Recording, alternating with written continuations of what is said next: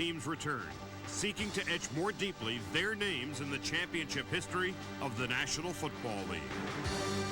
The 1989 San Francisco 49ers, the team of the 80s, beat the 1978 Pittsburgh Steelers, the team of the 70s, to determine football's team for the ages.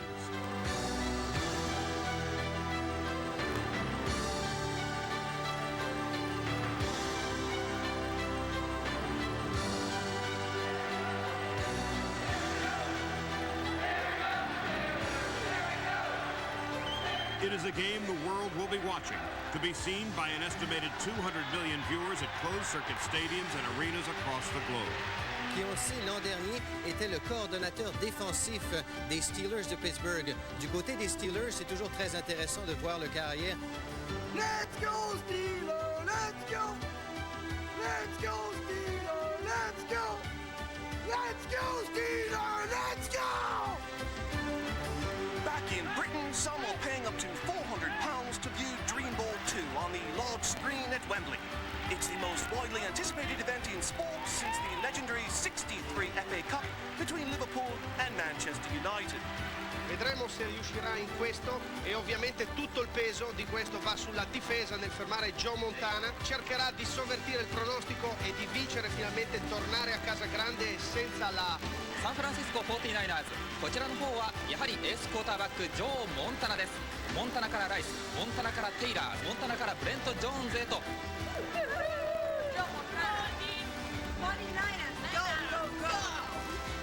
There are an awful lot of people who will be up to the very, very early hours of this morning in Ireland in Irish time. Transmission finishes at about 2 o'clock in the morning, and if it's as tight and as close as it was last year, people will stay up until that hour to actually watch it.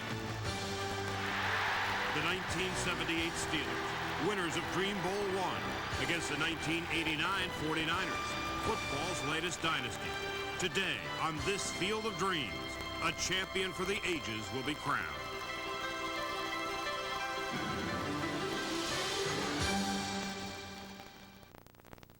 And welcome to Three River Stadium, home of the Immaculate Reception, and the site of this immaculate matchup, the 1978 Pittsburgh Steelers and the 1989 San Francisco 49ers in Dream Bowl 2. The team of the 70s against the team of the 80s. Not only two great teams, Steve, but dynasties, winners of 4 Super Bowls apiece. Charlie, when we talk about dynasties in modern pro football, there are really only 4. First of all, we've got the Browns of the 50s. Packers of the 60s, and these two, the Steelers and 49ers. And offensively, these two teams, I think you would agree, are very much alike. Both have exceptional quarterbacks. Each has an all-pro running back with a complementary fullback, and each has a pair of game-breaking receivers who can run after catching the ball. But the difference is, and this is important, the 49ers are more diverse than the Steelers, spreading the ball to different receivers, relying more on precision and execution than sheer talent and big plays like Pittsburgh. When you stop and think about the Steelers, though, they must have an edge on defense. After all, 4 Hall of Famers, Jack Lambert, Jack Ham, Mean Joe, and Mel Blount. Well, Charlie, I think the Steelers, we would agree, probably have the edge on overall talent. But as great as they were, they never played 3 consecutive games at the level the 49ers reached in the postseason. And you have to consider that because, after all, this is the ultimate postseason contest. San Francisco won 2 playoff games and the Super Bowl by a combined score of 126-26. That's the greatest postseason in NFL history. And in Joe Montana, the Niners have the highest rated quarterback of all time, one who has never, in 4 Super Bowls, ever thrown an interception. And Joe Montana, he's only the tip of the iceberg. Unquestionably the top of the iceberg, but still only the tip. Charlie, this is a squad of enormous depth, poise, and talent. And the key really to this matchup, Steve, is how the 49ers utilize that depth and talent against perhaps the greatest defense ever put on a football field. Joe Montana is the maestro of the 49er offense, and if he has the time, he can conduct a symphony of offense up and down the field.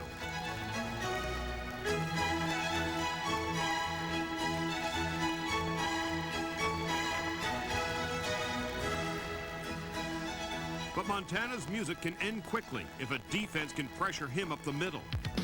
and the 1978 Steelers are capable of consistently collapsing a quarterback's pocket. Our defense was given more problems than they've ever seen. We would be able to put pressure on Joe. We'd be able to put pressure on him. We'd be able to get to him and be able to beat on him.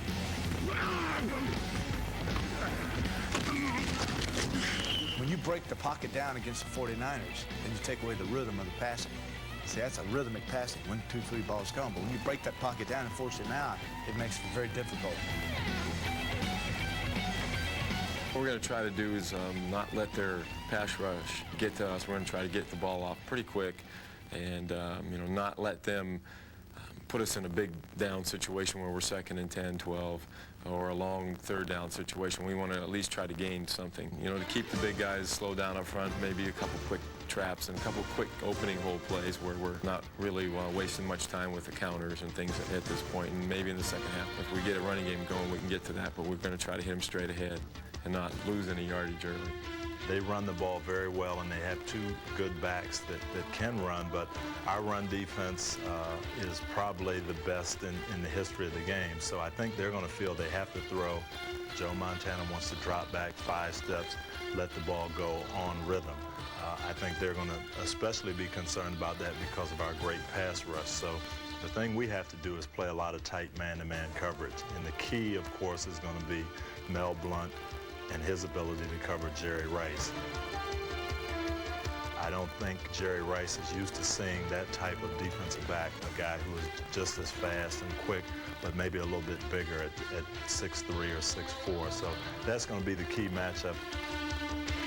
Hall of Fame cornerback Mel Blount will face his greatest challenge in covering future Hall of Fame receiver Jerry Rice. Both Rice and teammate John Taylor are masters of catching the short pass and then breaking free. By contrast, the Steelers' number 88, Lynn Swann, and number 82, John Stallworth, are most effective when they play long ball and may be the best deep receiving tandem in history. When you play against Stallworth and you play against Swann, you have to keep the long ball out of their game.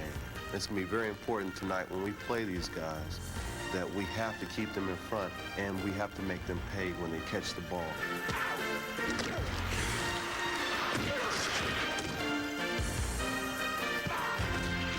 If we're able to make them pay when they catch the ball and not give up the long pass, because we all know Terry Bradshaw has a gun, and make them work their way down the football field. That's going to be the key. Well, we're a deep-throwing football team. I have the talent to strike deep. So, yeah, we'd go after them deep. Absolutely.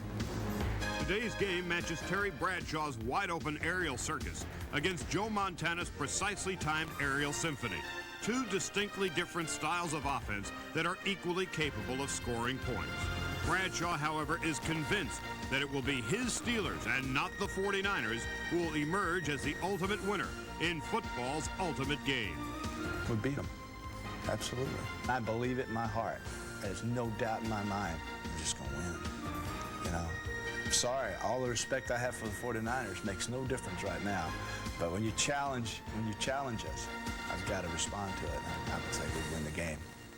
All right, Steve, as president of NFL Films, you have seen more film about pro football than any man on the face of the planet. You're also an historian of the game, an analyst. So how do you size up Dream Bowl 2? Charlie, overall, the Steelers have much more experience playing together as a team. They won their 4 titles in 6 years, and 22 players have all 4 rings. 49ers, on the other hand, won their 4 championships over 9 years, and only 5 players have all 4 rings. But offensively, I think the 49ers are better.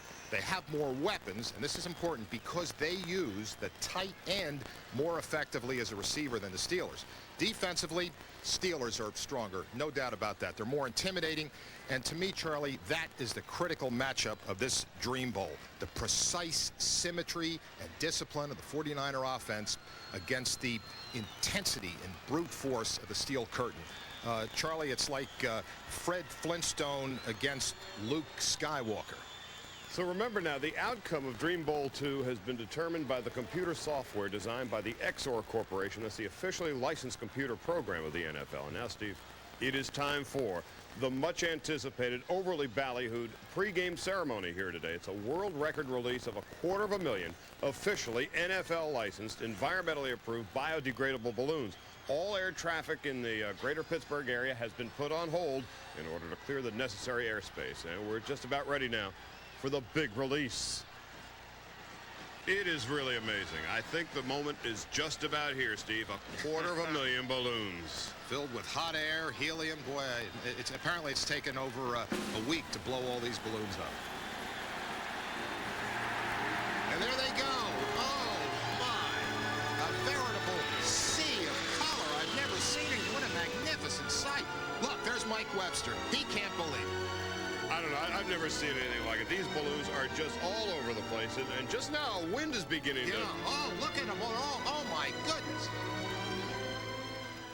Well, Steve, the wind currents have clearly shifted off the Allegheny from the Monongahela now, and air is going to be filled with footballs this afternoon. Both teams, of course, have excellent rushing defenses, but the team perhaps with the most consistent and varied passing game should win. That's right, Charlie. Montana, of course, he can go short or long. Bradshaw, he can go long, too. But the question today is, does he have the patience to go short? Speaking of patience, two of them, Millie and Vanilli, we think, at least they swear, they've just sung the national anthem. We'll be back in just a minute for the kickoff. Mr. October, but without question, the NFL's Mr. January is Joe Montana, the most accurate passer in postseason play in the history of the NFL. On the other side of the field, though, Terry Bradshaw has the most interceptions in postseason play of anybody. Well, Terry has a powerful arm, Charlie, and great receivers. But sometimes if those receivers are covered, he'll try to muscle the ball in there, and that usually results in interceptions. But the one thing about Bradshaw, he might throw interceptions, but he's resilient, and he always finishes strong. Well, the teams are on the field. Steelers wearing their black jerseys today. The Niners are in white, and we are getting ready to kick it off. The team of the 70s facing the team of the 80s for the right to be called the team of the ages. It is 39 degrees in Pittsburgh on this Sunday afternoon in January. Intermittent sun and clouds expected throughout the afternoon. Roy Girella makes his way toward the ball, and Dream Bowl 2 is underway. Terrence Flagler will field the ball a couple of yards deep in the end zone. He'll put one knee to the turf. It'll be 1st and 10 for the San Francisco 49ers at their own 20-yard line. Joe Montana. Damn balloons. You know, somebody's got to do something about these balloons. Get them out of here. There has never been a better postseason quarterback in the history of the National Football League. It's 1st and 10 for the Niners at their own 20. Well, this is this great Steeler defense, Charlie. This is a unit filled with impact players. Men who are capable of great plot swings. They can turn games, break wills, and physically dominate the opposition. They are clearly one of the toughest outfits ever. Tough. Hey, if Rambo had been with this outfit, he'd have been the cook. Chuck Noll clearly enjoying that punchline as well. It's 1st and 10 for the Niners from the 20. Craig and Rathman are split behind Montana. Rice flanked out to the right, Taylor to the left. First play from scrimmage, Roger Craig behind left guard.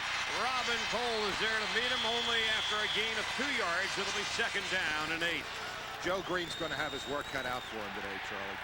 You know, both Roger Craig and Tom Rathman are bruising runners who wear down opponents. Both seem to get stronger, too, as the game goes on. And, you know, they're both good pass receivers, too, and that's another difference between these two offenses. Craig and Rathman caught a total of 122 passes in 1989. Franco and Rocky Blyer had only 39 receptions between them. 2nd and 8 for the Niners from their own 22. The terrible towels. Long a terrible idea in Pittsburgh. Craig and Rathman split. Here's Montana back to throw. Screen pass. Roger Craig across the 20, 25, and brought down at the 27-yard line. Ron Johnson from the left corner and Mike Wagner, the free safety, combined to make the tackle. So it'll be 3rd down and 3 for the 49ers from their own 27-yard line. All George Seifert ever does is win. Donnie Shell peering in on Montana at 3rd and 3. Montana back to throw on the play action. Has a little bit of time. Looking, being flushed out of the pocket. Rolling, and he's going to be sacked by Steve Furness. It will be 4th and long. First sack of the game. Well, today, Joe Montana goes into the Shark Tank, and we're going to find out just how unruffled, just how purposeful, just how collected he can be. Steel Curtain's game is taking control. Montana's greatest strength is being in control, and the winner of that struggle should win the game. Now with the 49ers on defense, we're going to see a totally different unit than Pittsburgh's, one that suggests more tactics than terror. This defense is not a product of great names like Pittsburgh's, but rather of a great scheme, Charlie. Steve, they're reminiscent of Miami's terrific no-name defense of the 70s. They rely on teamwork, brains, and speed. That's right.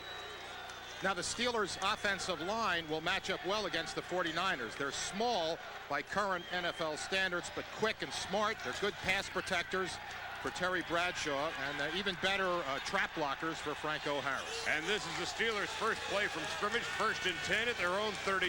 Blyer and Harris split in the backfield behind Bradshaw. Handoff, Franco across the 40, 45, into 49er territory, inside the 44-yard line. There's the commissioner. He's got his plane all gassed up. At halftime, he's flying south to Tampa for Super Bowl 25.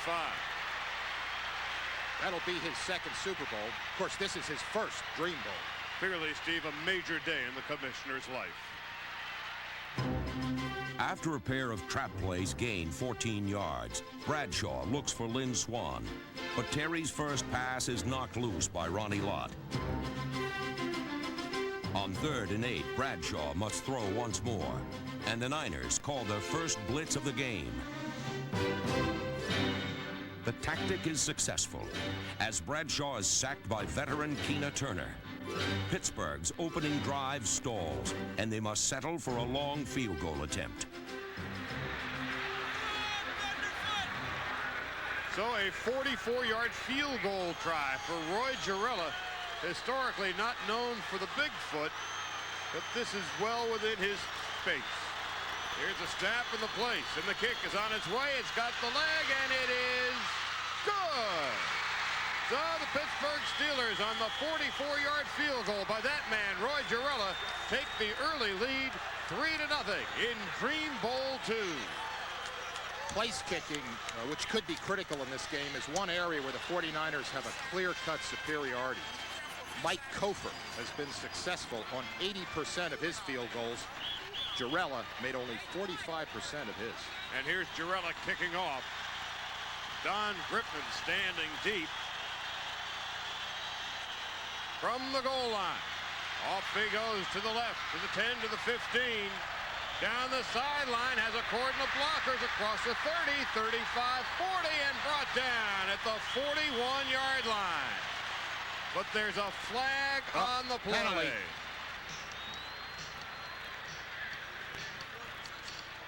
Illegal block. So the 49ers go all the way back inside their 5-yard line, a penalty that costs them 36 yards of field position. Chuck Noll, no coach has been to the mountaintop and come back down with so many silver footballs as Chuck Noll. And he has never gotten to a Super Bowl and lost. From the 2, Montana quickly across the 17-yard line to Jerry Rice. But Rice is shaken up, and that concerns George Seifert on the sideline. Hit by Mike Wagner. You know, that Steelers secondary hits like the front 4 of most other teams. Receivers pay the price for their catches. You know, many people think of Jerry Rice as sort of an exotic jewel that's displayed only on certain occasions.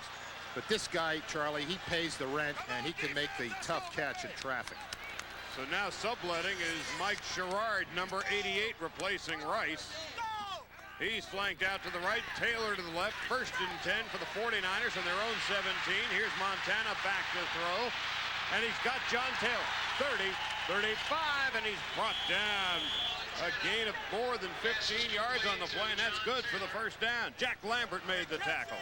I think Lambert's starting to get a sense of what the 49ers' plan of attack is going to be. Montana's going to use play-action passing to temper this pass rush and then hold in the linebackers. And then he's going to nibble at the Steelers' corners with quick outs. You know, everyone thinks the way to wear out a defense is to run at it all day. but making linebackers and defensive backs chase pass receivers all over the field will wear them out just as fast. 1st and 10 Niners from their own 47. 3 wideouts being used by Montana now. Wilson, Sherrard, and Taylor. Rathman and Craig are split in the backfield. Montana back to throw.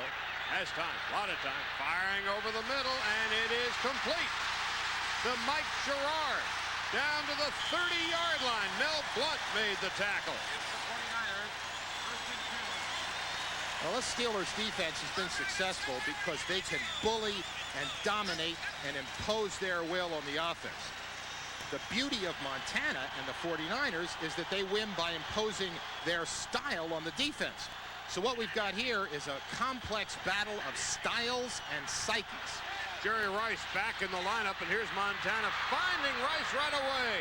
Rice has a chance to get in, and he is brought down at the last instant by Donnie Shell at the 3-yard line. Remember, this drive began back at the 49er 2. Well, the 49ers are negating that feared Steeler pass rush in 3 ways. First, by throwing on first down. Second, by keeping Tom Rathman in the backfield for extra protection. And third, by calling pass patterns that allow Montana to release the ball quickly. It's 1st and goal at the 3-yard line as Montana stares at the steel curtain defense. Remember, this series began back at the 49er 2. 3-0 Steelers. First quarter. Montana back to throw. Rolling right. Rolling, rolling, rolling, rolling, throwing. He's open. Jerry Rice, touchdown. Jerry Rice. Well, the 49ers are forcing Pittsburgh to defend the entire field from sideline to sideline. And you've heard of stretching the defense vertically. You know, that's the Raiders' long ball attack. Well, the 49ers are stretching the Steelers horizontally, attacking all across the width of the field with a real quick tempo passing game. After 1 quarter of play, Joe Montana 6 for 6 for 105 yards. And the 49ers lead the Steelers in Dream Bowl 2, 7-3. 49ers with the 7-3 lead over the Steelers.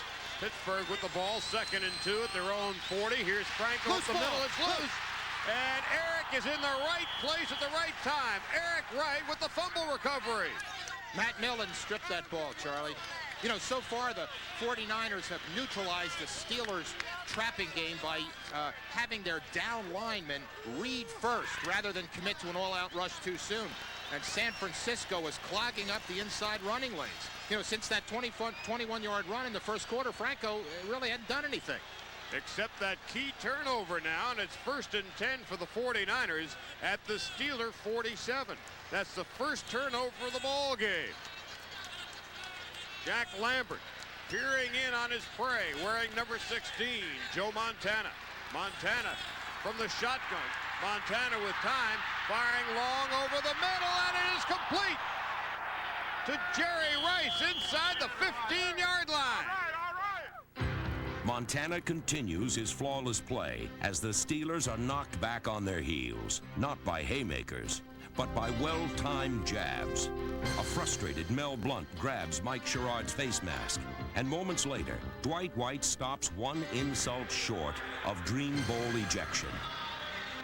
Personal foul. That's 15 yards. That takes the ball down to the Steelers. Oh, did you see that, 3. Charlie?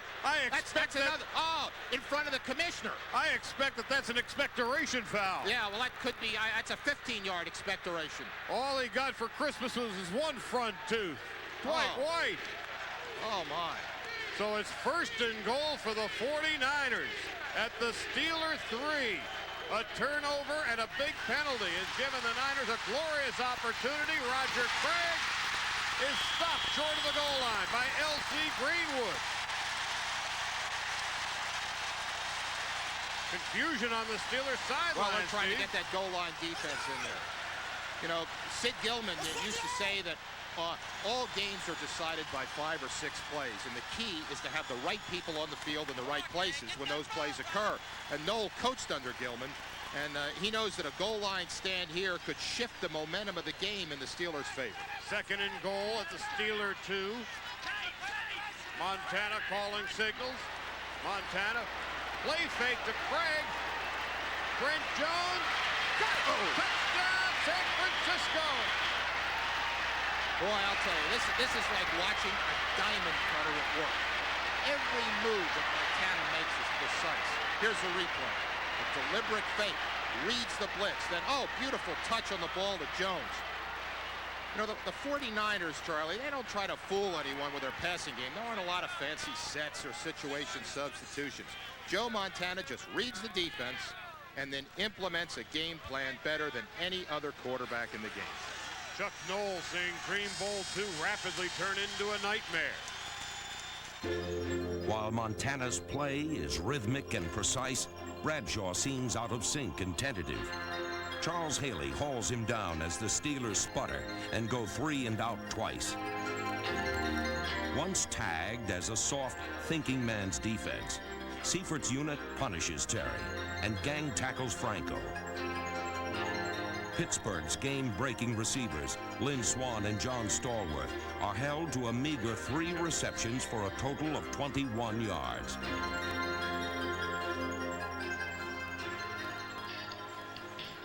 So it's 1st and 10 on the 49er 35-yard line. Montana calling signals.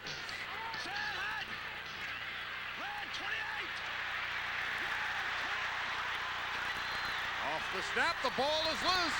The ball is loose. Bad exchange. Dennis Kurt Winston, number 53, has recovered for the Steelers. Well, that's the first turnover by the 49ers today. Obviously, the 49ers are not a team that makes many mistakes, so when they occur, boy, you better take advantage. What the 49ers do best is start a game and finish it. So if the Steelers are going to compete with them today, they better start now. You know, Charlie, I've heard people say that football is like a violent game of chess. And last week I heard Gary Gaspar, how do you say his name? Check that, Kasparov. Okay. You know, the world champion of chess, and he said that the highest art of the chess player lies in not allowing your opponent to show you what he can do. And at the moment, the 49er defense is performing like a grandmaster. That's right. Pittsburgh has shown very little offensively. Trailing 14-3, late first half. 1st and 10 from the 49er 35. Quick count. Bradshaw back to throw, has some time, he fires, and he finds Lynn Swann. Down to the 49er 14, a pickup of 23 as Lott and Pollard combine to make the tackle. Steelers go to the hurry-up offense. No huddle. 1st and 10 at the 49er 15-yard line. Cunningham in for Grossman at tight end. 49ers in a nickel. Bradshaw back to throw. Flushed out of the pocket. He's in trouble. Rolling, stopping, throwing. Oh. Touchdown. To John Stallworth. Beautiful play by Terry Bradshaw. Let's take a look at that replay. What a great play. Here comes the replay. You know, great quarterbacks excel in these fragile microseconds when the pocket's crumbling and the secondary receivers are just breaking into the open. And here Bradshaw scrambles into the open, hits John Stallworth. He uses some body English to get in front of Ronnie Lott to make the catch. You know, it's Stallworth, Charlie, and not Lynn Swann, who holds all the Steelers' receiving records. He's caught more passes for more yards and more touchdowns than any Steeler ever. Ronnie Lott upset as his 49ers still have the lead at the half, 14-10. But it had been 14-3 until that final minute. Chuck Noll's Steelers have to be pleased. They're only down by 4 at the half.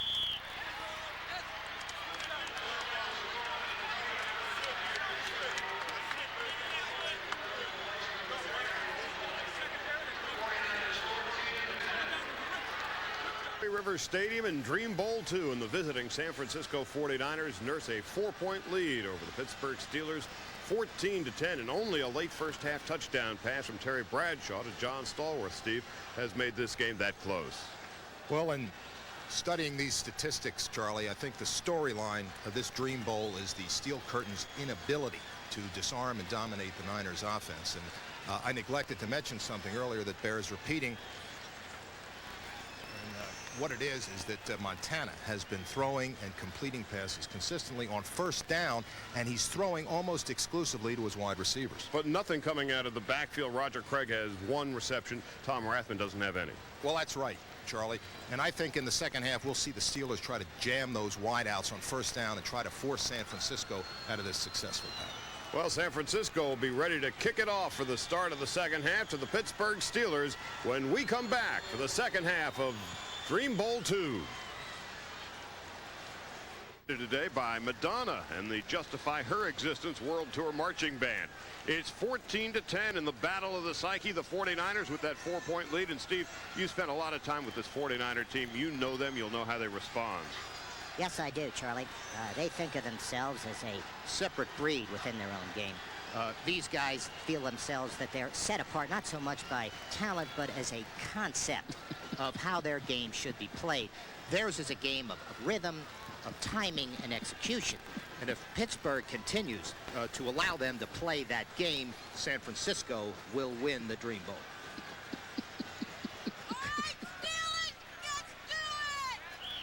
Mel Blount and Larry Anderson standing deep, awaiting the kick from Mike Cofer.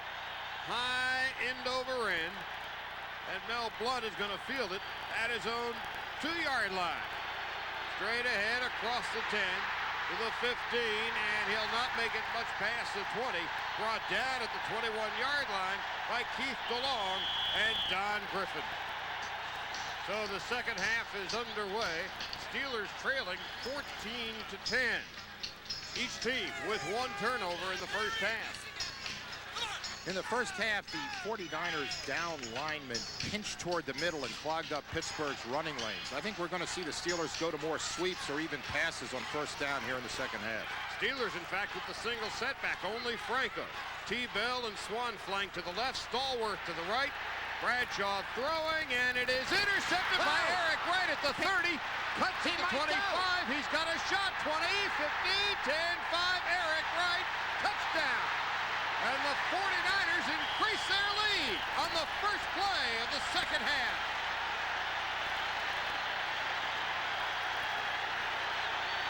You know, one of Terry Bradshaw's greatest assets is the strength of his arm.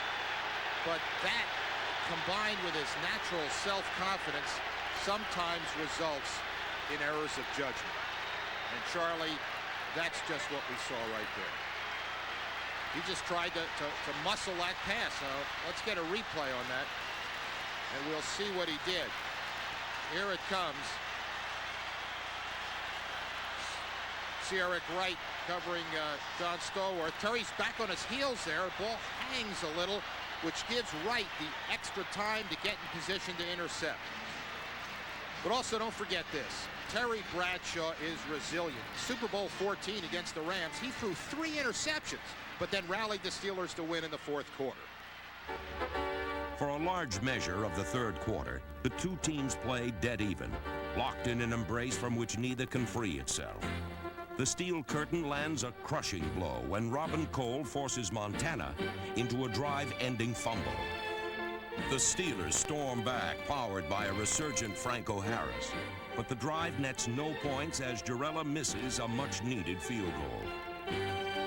Banaszak, Furness, Greenwood, and Mean Joe launch an all-out assault on Montana, who is hurried into off-balance, off-target throws. Late in the period, Pittsburgh suffers a critical loss when John Stallworth is leveled by Chet Brooks and Eric Wright. The Steelers' all-time leading receiver is sidelined for good with a severe ankle sprain. Moments later, Mike Cofer drills a 42-yarder to extend the 49ers' lead to 14. The third quarter ends in Three Rivers, with fans clutching limp, terrible towels and slowly losing hope.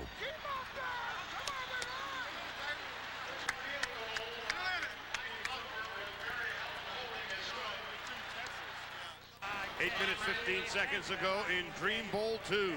And the 89 49ers lead the 78 Steelers 24-10. Joe Montana and George Seifert, neither given to sitting on a lead, Steve. Well, George Seifert's taken Bill Walsh's system and reworked it. And the 49ers today have locked the door on the Steelers' dangerous outside pass rushers, L.C. Greenwood and Dwight White. Seifert is rotating his offensive linemen. Paris and Colley split time with Wallace and Tausch, so nobody wears down. On 2nd and 8 for the 49ers, here's Montana back to throw. He's looking for Mike Wilson, and he finds him at the 45. Has some running room down the sideline, and Wilson is knocked out of bounds at midfield, and that's good for a first down for the 49ers. Mike Wilson with the catch. Well, the Steelers, Charlie, have got to shut off Montana's primary receiver. If they can cover that man, somebody on Pittsburgh's defensive line might be able to reach Montana before he can shift his sights. 1st and 10, San Francisco from midfield. Here's Montana back to throw. Has some time. Firing near side. Oh, and it's picked up by Jack Lambert. He's got open field. To the 35-30. He's going to step out of bounds near the 20-yard line.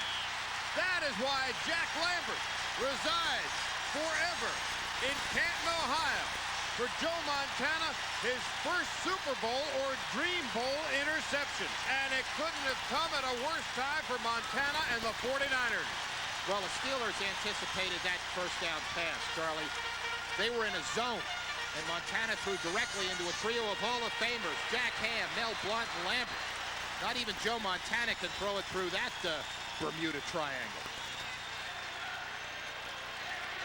Great play by Jack Lambert.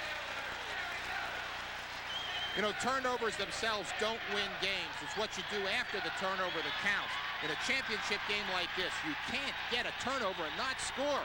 That in its own way is a momentum shifter. And in this case, in this game, it could be a game ender. 1st and 10 Steelers at the 49er 23.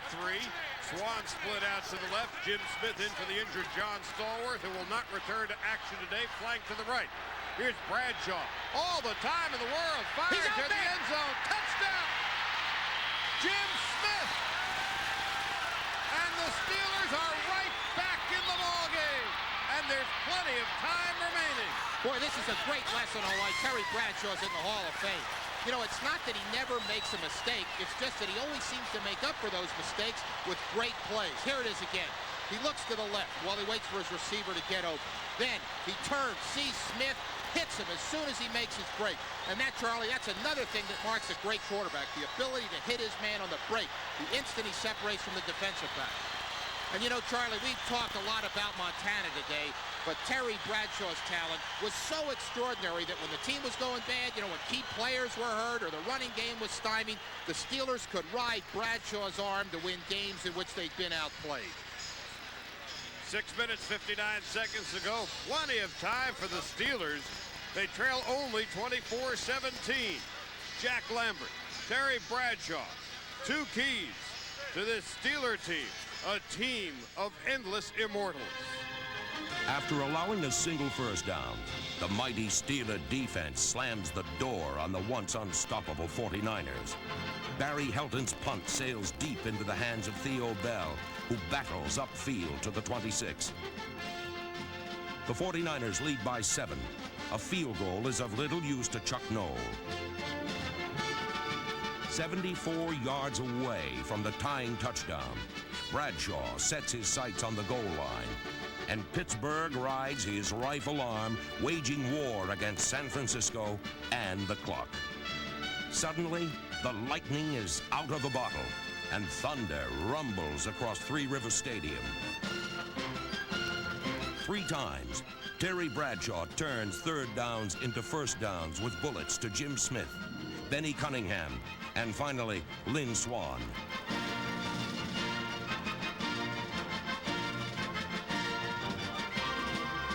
With under a minute left, Bradshaw stops the clock, having drawn a new battle line at the Niners' 7. It is 2nd and goal for the Steelers at the 49ers 7-yard line. 39 seconds left in the game. Remember, a field goal will do them no good, trailing 24-17. Charlie, we want to alert our affiliates along the line that should this game go into overtime, the Italian Dwarf Hurling Championships will be seen on ESPN in its entirety immediately following the conclusion of Dream Bowl 2. Another master stroke of counter programming by the upper echelon at ESPN, going head-to-head with Super Bowl 25. So it's 2nd and goal for the Steelers at the 49ers 7. 39 seconds left in regulation. Only one timeout remaining. Bradshaw pitching out to Franco. Franco running right, cutting back at the 5, and he is in. Overtime. Well, we still have the kick. Pending the extra point of Roy Girella. It is a 1-point game. Well, that sweep has been Pittsburgh's most effective running play today, and Bradshaw might be the centerpiece of this offense, but Franco is still the man Pittsburgh depends on in the big games. Here's a replay. Rocky Blyer knocks out Tim McKyer. Franco cuts upfield, drags a 49er into the end zone with him. And Franco Harris has scored more touchdowns in postseason than anyone ever. But it all now resides on the foot of Roy Girella. The extra point will send this game into overtime, and a miss, and the game is over. The snap is good, the place is good, it's on its way, and the kick is good. Go! We are going into sudden death in Dream Bowl 2. With apologies to my old friend Don Meredith. Turn on the lights. This party has just started. A dramatic comeback for the Pittsburgh Steelers. 14 unanswered points inside the final 8 minutes of the 4th quarter.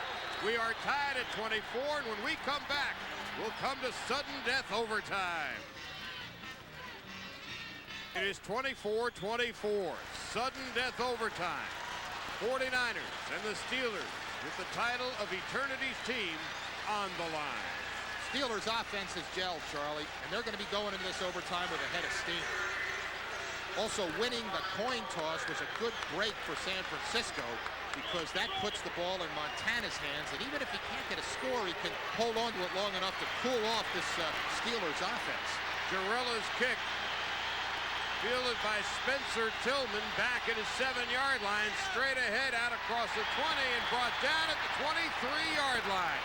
And there is Joe Montana, arguably the greatest quarterback in history.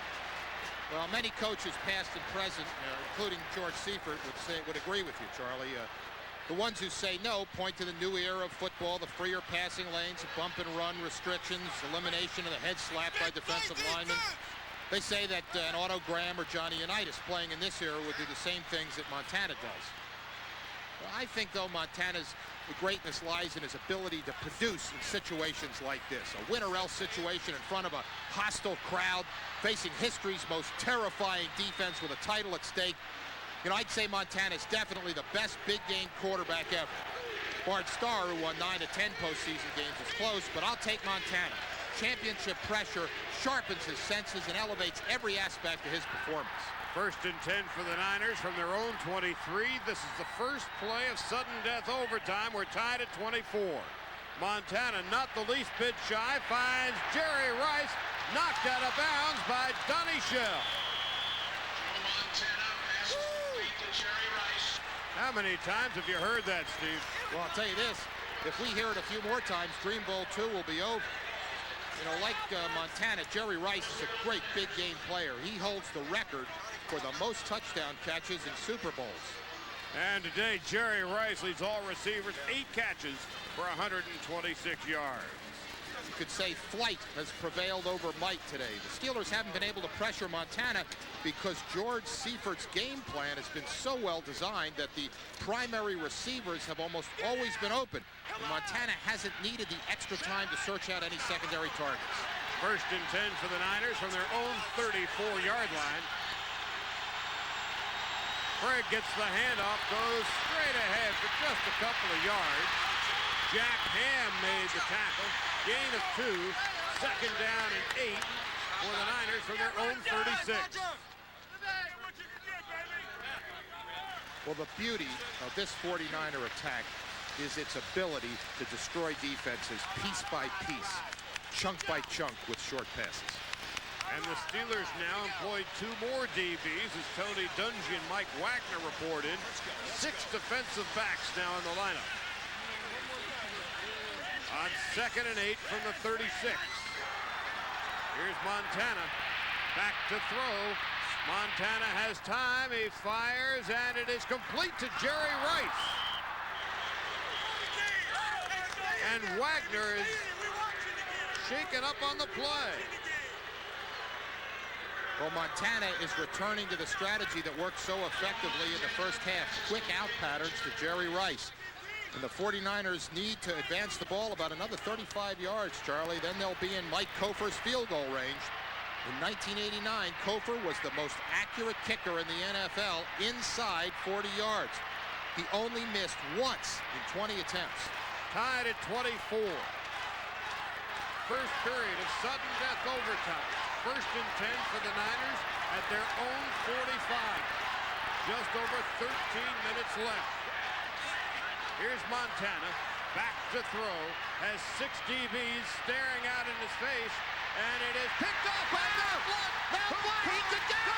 Oh, no way! Touchdown! Oh, what a finish! What a finish, Charlie! The Pittsburgh Steelers are the winners of Dream Bowl 2.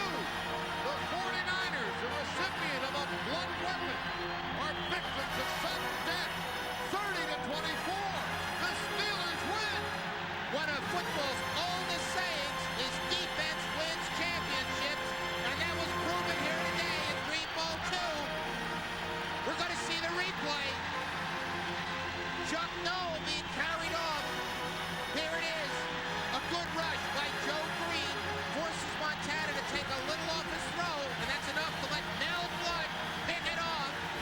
Blount was anticipating another out pattern, and perhaps the 49ers went to the well once too often today. And so the 1978 Pittsburgh Steelers in sudden death overtime beat the 1989 San Francisco 49ers 30-24.